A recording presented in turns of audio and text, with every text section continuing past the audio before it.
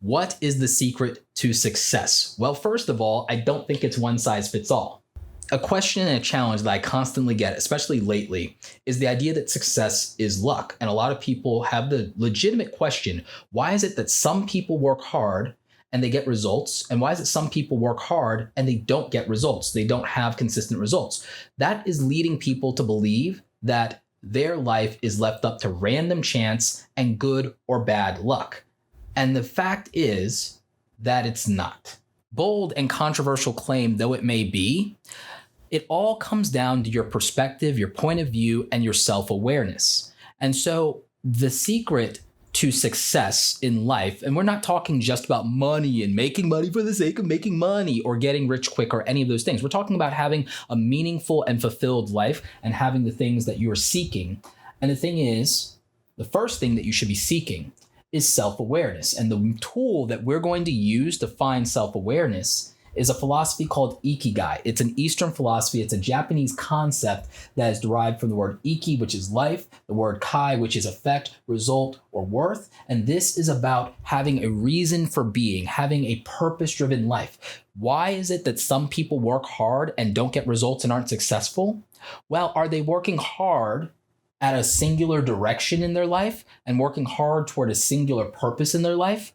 Are they working hard from a place of self-awareness, or are they working hard through a framework of failure that was handed down to them by other unsuccessful people and people who are wildly unhappy and dissatisfied with their lives?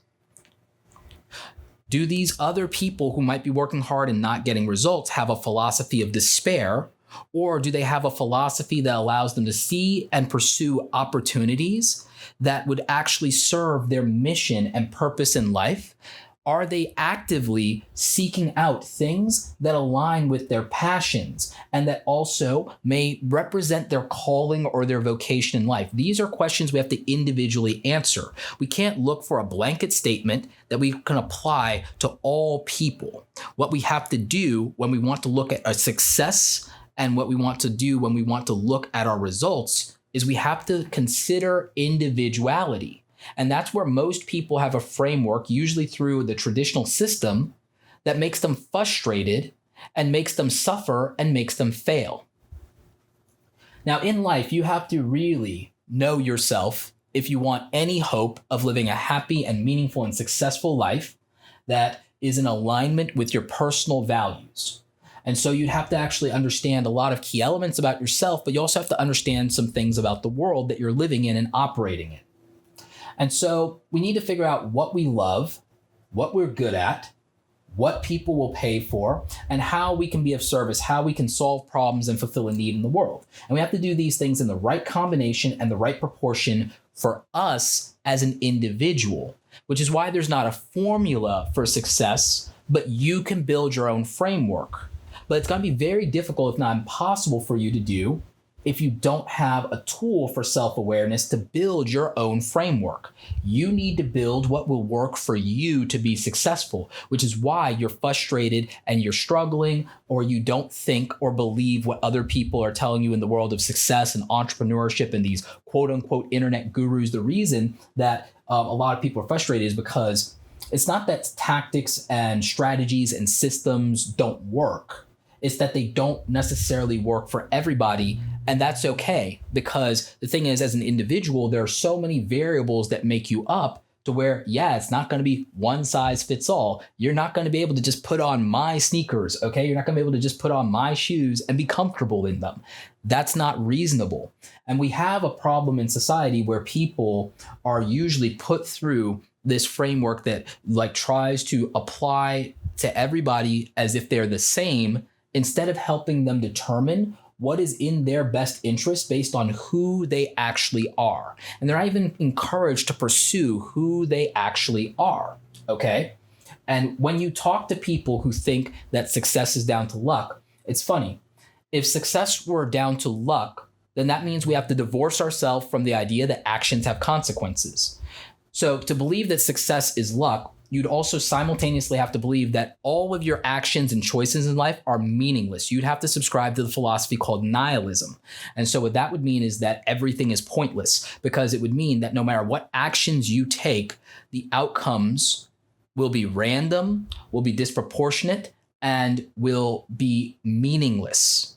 That is a philosophy of doom and despair that robs you of agency. And this is a belief system that negative people push onto others who might be in their same circumstances and situations, because there's the only thing that that philosophy of despair offers is maybe some small modicum of belief that relief that might come from the idea that, well, you weren't in control, so don't be too hard on yourself. And the thing is, you can actually look at where you have agency in life. And the thing is, you can look at the areas where you don't have agency in life, and you can just make a choice to not abuse and punish yourself and look down on yourself for your lack of agency in areas of your life that you don't control. And then you could decide that you're going to put all of your energy and all of your focus into the aspects of your life that you do control, and be good to yourself and to be kind to yourself.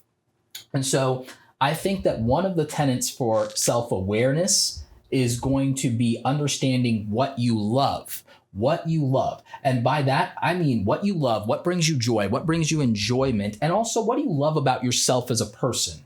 Okay, so you need to identify those things. You also need to understand what you hate, what you have contempt for, what you despise, what are bad experiences for you. And you need to try to avoid those things where you can, okay? You also need to know what you're good at, not just what you wish you were good at, but what you are genuinely good at. Where do your talents lie? Where do your skills lie? And where does your potential lie? What skills can you learn? What is it that you are capable of doing? And what I'd love more people to do is to explore more things and test themselves and to actually try to be genuinely good at them. You know, I think that it's really sad that a lot of children, especially a lot of creative children, are not encouraged to pursue the arts. They're not encouraged to pursue those things. They're not encouraged to pursue the things that they like. And the fear of not making enough money and not being paid for them is what drives that. So you'll find again that people driven by fear and pain and are using that as their decision-making framework don't live happy lives of purpose and direction, and that provide them the right gratification and meaning. And so that's where the suffering starts. And I know that because I lived it for a very, very long time. I lived it throughout my 20s. Any advantages that people think I had or were born with, and I didn't come from a lot, and I didn't come from money in any meaningful way. I'm a child of divorce, 3 younger siblings, the oldest, firstborn son in America. There's a lot of baggage tied to the circumstances that I was born into, and I don't often talk about it. Because those are painful experiences to relive. It's painful to revisit some of your past traumas. And the thing is, I also don't want pity from people and strangers on the internet for the hardships that I had in life, because when I get pity, it actually does make me feel bad, and it makes me feel bad about myself, and it makes me angry because it makes me very uncomfortable. But that's me personally. Some of you may need to explore and to be vulnerable, and there may be things. And so whatever is right for you, understand that that's what's right for you. I'm just relating a story about myself here. And it's not for you to apply that particular story to your life. It's for you to understand where I'm coming from. And so where I'm coming from is somebody who, for any advantages I have in life, produced losing results for 28 years. And I understand that it wasn't luck. It partly came down to the fact that I wasn't operating and working hard in the right direction. And I didn't understand what my purpose was. And at the time, I didn't have a way to figure it out.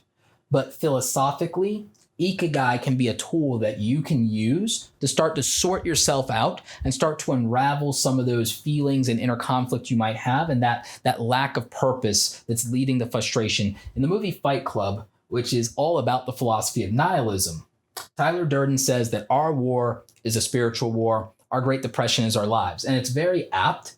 And I think that it's very accurate for a lot of people. But I also don't think that Tyler Durden should be your guru in life in any meaningful way. I think that, what we have to look at and what we have to consider is, how do we act in the best interest of ourselves? How do we treat ourselves with compassion? And it has to come from a place of understanding what serves our best interest. And when you know what you love, what you're good at, and you start to think about in a meaningful way where that would allow you to make money to take care of yourself beyond survival, but to be able to have the money not only to survive, but to invest back into the things that you love and that bring you joy. whether that's the ability to treat your family to a trip or vacation, or to be able to say yes to your children when they ask you for things, or to be able to invest in a skill and a talent that you have and that you want to develop and that you want to pursue because it makes you feel good and it validates you to actually use the tools and the gifts and the things that you have. And also, maybe you have a mission or a vocation where you need to be successful so that you can serve a greater need and a purpose in the world. You know, one of the reasons, and I don't talk about it often, that I want to be successful, I want to be truly very, very financially successful. And I don't talk about this goal a lot, but I have a goal. I have a goal of wanting to raise $100 million in venture funding for creatives and artists, because I don't believe that there's enough investment in the arts. I don't believe there's an investment in arts, in literature, in theater production, in content creation, in a lot of different areas in the way that there might be investment in technology. And I think that creative entrepreneurship and I think that the creator economy is the future of the 21st century. I want to help people who want to create. And so that requires a lot of money and resources to be able to fulfill a mission that I have. I want to be able to invest in minority business owners. That requires a lot of money to be able to help minority business owners enter startup culture. All right. So there's a lot of things that I want to do, and it requires money. So I had to determine and start to figure out how much money do I need to make. After I figured out survival, I figured out how to get a job in a profession that would align with things I like and things I'm good at that would make me money. I quit that job and profession though when I stopped loving the experience, and the experience was based on the people that I was working at and the circumstances and the fact that I didn't feel like it was making a positive impact. And so I had to leave that, even though it was the money that was allowing me to survive, and I took a risk on myself. Now, I'm not saying you should do that. I'm saying that this represents an arc in my decision-making journey and in me finding my direction and purpose. I wanted independence and agency. So what would make me feel good is independence and agency. What would make me feel that I'm fulfilling a mission is helping more people like me. I want you to look at that. Helping more people like me was something very important to me, and I knew that. So that was mission, that was need, that was the demand I wanted to fill. I wanted to fill the demand of how do I help people like me? But I also needed to be able to make money doing it to survive. So I did research and I applied myself, and I really thought about that very hard, and I worked very hard at it, and I took risk. Now, risk aversion is a quality that can hold you back. And I was very risk adverse for the majority of my life. I constantly beat myself up and I say negative things to myself that I'm getting over. And I refer to myself past tense as a coward. And that's not really fair or appropriate, considering I had experiences that would make me risk adverse, but I had to reconcile and work past those things, because that's part of self-improvement. That's part of making yourself better. Can you do something that makes you better? Can you separate yourself from some of the limiting beliefs that you might have grown up with? Is there someone in your life that told you something about yourself that wasn't true, but you believed them, and it made an impact and it made a difference in your life and how you see the world? And what were the consequences of that for you? Let me know in the comment section. I want to share just a quick story with you. So there's a friend of mine, Christian Leonard. She has a nonprofit called Shining Scars, okay? She's a wonderful human being. And she's also very, very pretty. She's beautiful, okay? She is gorgeous. Her entire life, though, because she had scars from her surgeries, people abused her and convinced her that she was ugly. And she believed that about herself for the majority of her life. And then when she decided to tell herself a different story, when she embraced the idea of building up self-love and self-care, when she decided to love herself more and to treat herself differently and make a different decision-making rubric around how she talked to herself in the mirror, she started to develop some confidence, and eventually she decided to compete in beauty pageants, and she started winning because she's a beautiful person on the inside and she's a beautiful person on the outside. She believed she wasn't, though, because other people convinced her of that. She also took the lens and perspective of people not approaching her as thinking she's ugly versus being intimidated by how attractive she actually is. And so your perspective, the thing that you are willing to believe, can completely divorce you from the reality that you're experiencing. Have you ever in your life, with a friend or a loved one or anybody else, you sat there and the two of you or whoever had the same experience, saw the same thing, but you had completely different interpretations of it and you took different things away from it? Do you guys even possibly remember that occasion differently? If that's true for you, then you understand the power of perspective, and that we can, through our point of view, miss out on some key things. And that includes opportunities to improve. That includes opportunities to make money. That includes opportunities to deliver value and to be of service, because we might convince ourselves of something that is divorced from reality. We might decide to embrace something that's simply not true because we feel discouraged, or because we feel depressed, or because we feel alienated. For any number of reasons, we can take a situation and interpret it in a way that actually is divorced from reality. And so you'll find often that people who are convinced that success is luck are choosing a philosophy of despair and themselves are unhappy. And they'll hold up the straw man that there are people who make money, that make good money, they're unhappy. But what they don't do is analyze, so is the issue the money they're making, or is it the fact that they may be making that money by doing something they don't love? You can do that whether you're rich or poor, by the way. Are they making money at something that doesn't make them use their skill and their talent, and they feel that their true potential is neglected or ignored and not acknowledged? Do they feel that they're making money doing something that doesn't make the world a better place, or doesn't fulfill a mission that they have in mind? That could be the source of their unhappiness and despair. We have to have balance in our life. And the thing is, we have to determine for ourselves what is the appropriate balance and combination of the things that we love, the things that we're good at, the things that pay us, and the things that serve the needs of others. We have to have those things in proportion. So if you're serving the needs of others, but you aren't yourself taken care of, you will suffer. You'll suffer the consequences of that. If you are making money, but you are also not acting in alignment with your value system, you will suffer for that as well. If you're making money, but you're doing something that you hate and it's a negative experience and it makes you have a negative mindset, you'll suffer consequences for that. You see, these things don't exist in isolation. And see, that is the thing where this is a powerful philosophy. If we start to realize that the aspects of our life don't exist in isolation, but they work in a holistic manner, then we can actually start to gain some real perspective and then start applying that to our direction and our purpose in life.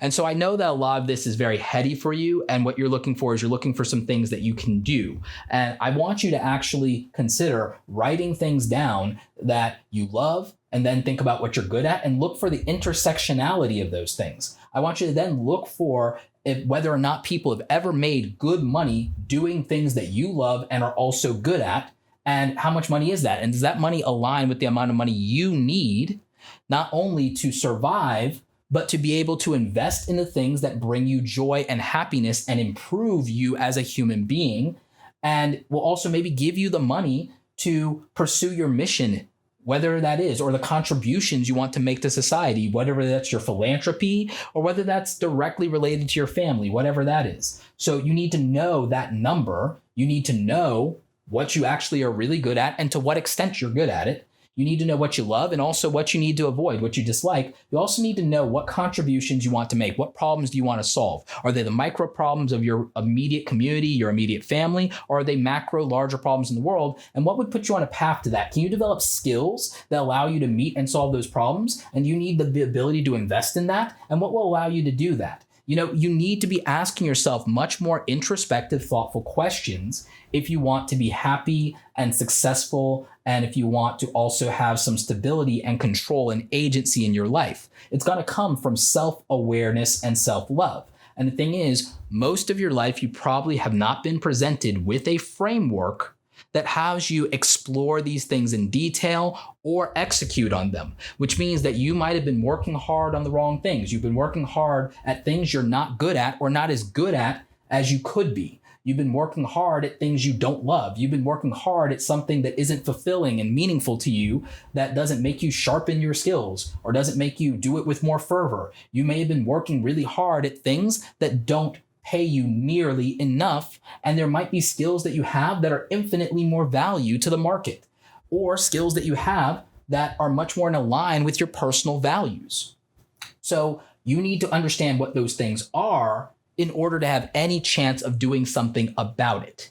And so that is the secret, is to have the right amount of self-awareness. And this is a framework that could allow you to do it by embracing this Eastern philosophy, this Japanese concept called Ikigai, that will help you find your purpose and reason for being. It will help you find the reason to wake up in the morning, and it will help you start to sort direction and purpose in your life so that all of your hard work and effort is applied to the right things in the right direction, in the right combination for you as an individual, for you as a person. And therein lies the difference.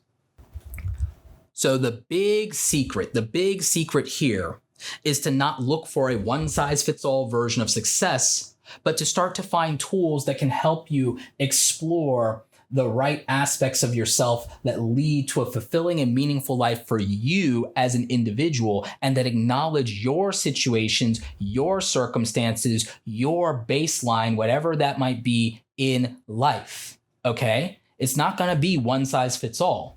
So for somebody who has been successful at Shopify and says that that's the way to go and e-commerce is the way to go, they're talking to people like them. For people who say it's YouTube, for people who say it's eBay, for people who say it's affiliate marketing, for people who says it's a 9-to-5 job, they are talking to people like them. But you may not know who you are, and so you may not know how to apply advice that you've been given in life because you don't know who you are in alignment with, because you can't know that until you know yourself. Know thyself, to thy own self be true, okay? And so that is a tried and true saying for a reason. You also need to consider where you are on the spectrum of internal versus external locus of control. You may be someone who believes that everything is out of your hands and has subscribed to a philosophy of despair. You can adjust that and you can start to move back to the other side here where you focus on the internal locus of control. When I had an external locus of control, I was angry and frustrated and I was mad at everybody. I was mad at the world. I was mad at my parents. I was mad at everybody in life. I was mad at God, okay? And it accomplished nothing for me. It produced nothing for me because that is what a philosophy of despair accomplishes. Nothing of substance, value, and meaning. It will not give you a reason to wake up and a meaning in your life. It will not do that for you. It will just add and compound your suffering the longer that you embrace that philosophy. And so when I decided to accept the things I cannot change, and when I decided to look very hard at the things that I can change, I had to find the courage within myself to act on them. I needed to have the wisdom and discernment to sort what I could and could not control. And then I needed to act. And you can only do that from a place of self-awareness. And it requires a little bit of faith on your part. And so you'll be rewarded in proportion to your measure of those things. And that might sound a little heady, might even sound a little preachy to you. But the thing is, what you will find is people who disagree with this philosophically are not living enviable lives. They're not living lives of purpose and direction and meaning, and they're usually not very happy. People who embrace this and embrace this in a way that works for them as an individual, on average tend to live longer, healthier, happier, meaningful lives. And the thing is, you can look into this for yourself. I'm encouraging to just consider this as one methodology, one tool that you can use to sort yourself out and figure out what works for you. I'm not telling you this is going to make you rich. I'm not telling you that this is going to change all the problems and all the circumstances of your birth. That would be absurd. I'm telling you that this is a thing that you can use to examine what would make your life better, and it acknowledges your individuality, and it acknowledges the fact that you are probably the person most educated about what you love, what you are good at, what you are willing to do for money, and what would be fulfilling to you and the impact you want to make in the world. And so I think that this is a healthy place to start. If you don't know where to start here. Question of the day.